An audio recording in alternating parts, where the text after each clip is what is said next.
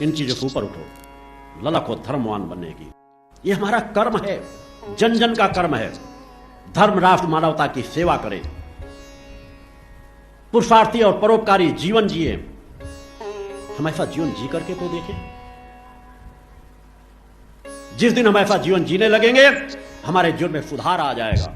मगर आज सुधार की बातें अच्छी किसको लगती है? क्योंकि मानसिकता से समाज ग्रसित हो चुका है, बच्चे ग्रसित हो चुके हैं। उनकी विकारात्मक चीजें अच्छी लगती है, उस तरह की फिल्में अच्छी लगती हैं। 5-5, 6-6 घंटे नग्नता की चीजें फोन लिए देखते रहते हैं। क्या होगा इस समाज का?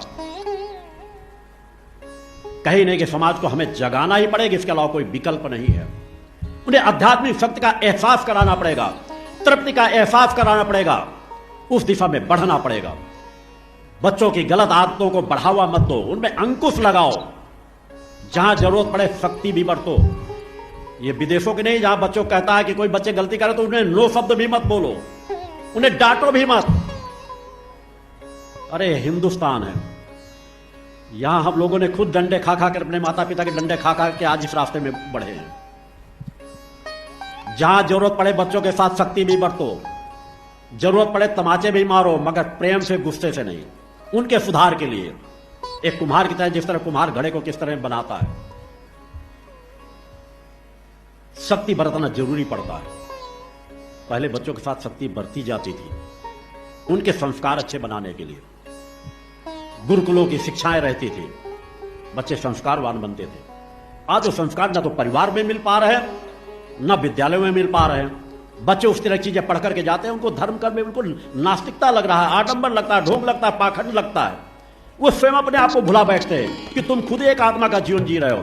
तुम ही बताओ कि तुम किसके बल पर, ऐसी कौन सी शक्ति है कि जितनी चीजें तुम याद कर रहे हो तुम्हारे दिमाग में याद आ जाती है। कोई चीज भूलती, आंख बंद करते हो वो चीज याद आ जाती है। ये चीजें कैसे कार्य कर रही हैं? उस तरफ जाना ही नहीं चाहते। बस जब तक शरीर चल रहा है, खाए पिए और मर करके चले गए। और जब बीमारियां हो जाती, तड़पते हैं, परेशान होते हैं, भयग्रस्त जीवन जीते हैं। तो अपने बच्चे जहां गलत दिशा में जा रहे हो वहां उनके साथ शक्ति भी बरतो। धृतराष्ट्र बनकर के जीवन मत जियो। आज अनेकों लोग धृतराष्ट्रों के समान जीवन जीते हैं। बच्चे गलत भी कर रहे हैं, उनकी सराहना देंगे, भले उसके लिए उनको अपना धर्म का रास्ता छोड़ देना पड़े। ऐसे लोग इस भूतल के सब बड़े दुर्भाग्यशाली लोग होते हैं, जो सौभाग्य का त्याग अपने हाथों से स्वयं कर देते हैं। अतः सजगता का जीवन जियो। जीवन का एक एक पल महत्वपूर्ण है, जीवन का एक एक क्षण महत्वपूर्ण है। हर एक को भौतिकता के तराजू से मत तौलो कि दूसरा इतना धनवान बना हुआ है तो मैं भी गलत रास्ता तय करके धनवान ही बनूंगा। इन चीजों से ऊपर उठो, ललक हो धर्मवान बनने की। मुझे अपने बचपन की एक घटना याद है। हमारा तालाब है वहीं पर गांव में। बच्चों के साथ एक बार, छोटा था, 2 बार की घटना उसी तालाब की मेरे साथ है। बचपन हमें बहुत कुछ सीख दे जाता है। दूसरों को देख करके मैं भी साथ में प्रवेश कर गया। शायद अद्वैत के बराबर ही रहा हूंगा उस समय। थोड़ा अंदर गया और उसके बाद कैसा रहता है, जैसे गर्मियों में तालाब सूख जाते हैं तो वहां गड्ढे से खोद के लोग मिट्टी निकाल ले जाते हैं। एक पैर जाते ही गहराई में चला गया। अब वहां डूबने के अलावा कोई रास्ता नहीं था। उस समय, उस उम्र में मैं तैरना नहीं जानता था। उसके बाद फिर तैरने का अभ्यास किया और तैरना सीखा।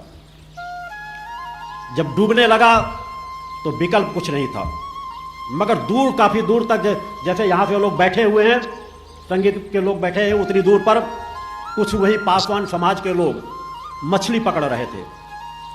मेरी निगाह केवल उधर गई। मैंने कहा शायद अगर किसी क्षण ये मुझे देख लेंगे तो बचा जरूर लेंगे। 2-3 बार ऊपर न सांस ले सकता था, न बोल सकता था, मगर एक हाथ मैंने हमेशा ऊपर उठाकर रखा था।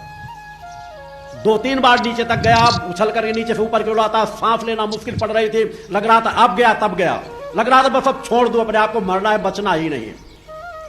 फिर भी मैंने हाथ को ऊपर तक उठा करके बराबर रखा कि एक हाथ उठा रहेगा और जब जब ऊपर जाता हूं शायद कोई देख ले, बचा लेगा। और हुआ वही। अंतिम सांस लेते लेते 2 लोग दौड़ करके बढ़ते हुए आए और मेरा हाथ खींच कर पकड़ के लाए और फिर उल्टा किया जिससे मेरे मुख से पूरा पानी निकल जाए जो अंदर चला जा चुका।